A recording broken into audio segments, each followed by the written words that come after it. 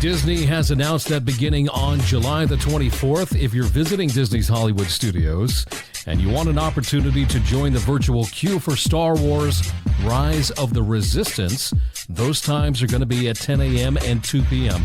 Now, when Disney's Hollywood studios first reopened, the time for the virtual passes was 10 a.m., 1 p.m., and 4 p.m., but that has been changed to 10 a.m. and 2 p.m. If you're wishing to join the virtual queue, you must be inside the park, and you can access the virtual queue through the My Disney Experience app.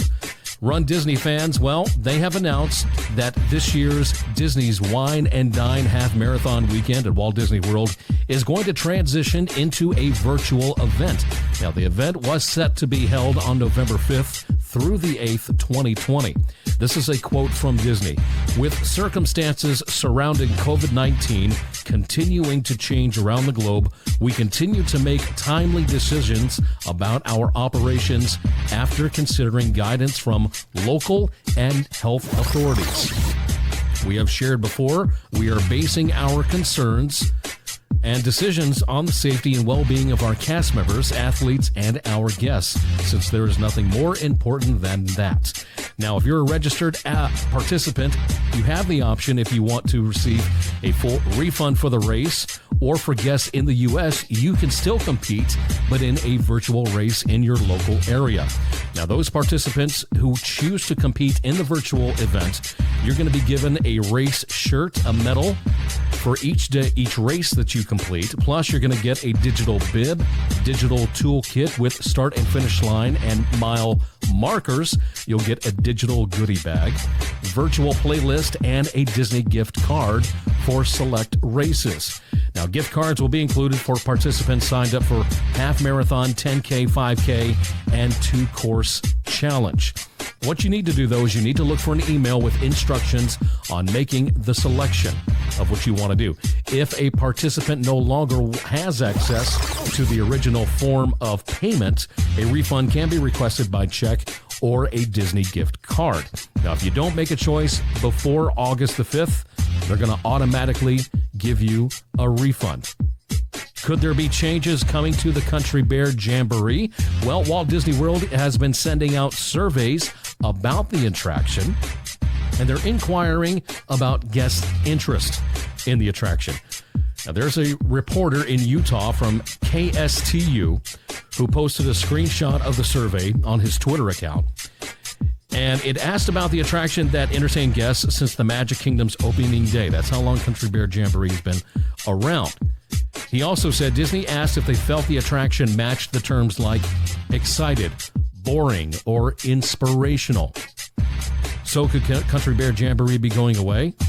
Maybe Disney is thinking about that. You may get that survey as well. Hopefully it sticks around. I do love that attraction. Florida residents can now purchase a 2-day Florida resident Disney Magic Flex ticket for $130 plus tax. That is $65 per day plus tax. That's a really good deal. Also, you can enjoy more magic with a 3-day or 4-day specially priced ticket. Now, with this, you can enjoy 2 to 3 or 4 days, depending on the ticket purchased, at one Walt Disney World theme park per day. These flexible tickets can be used at any one of the major 4 theme parks on non-consecutive days throughout the offer period, which is subject to availability. Make sure you head over to the Walt Disney World website to check that out.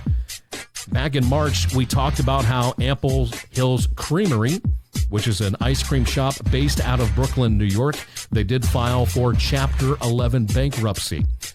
And then we come to find out that all of a sudden at Disney Springs, they were building in Ample Hills over there. And you've got the location over on the boardwalk as well. Well, unfortunately, it has been announced that Ample Hills will not be opening at all at Disney Springs and will not reopen over at the boardwalk. We can only hope that maybe, just maybe, somebody else will open a ice cream shop over there, because Ample Hills has always been fantastic ice cream from what I hear. We'll have to wait and see. We've mentioned Ben & Jerry's. Ben & Jerry's at Walt Disney World. I love that idea, so maybe that'll happen. All right, previously, when it comes to face masks at Walt Disney World, If you're a visitor ages 2 and older, you had to wear a mask at all times except when eating and drinking. That is still the case at Walt Disney World for the foreseeable future. Well, Disney has made kind of a modification to that policy when it comes to eating and drinking.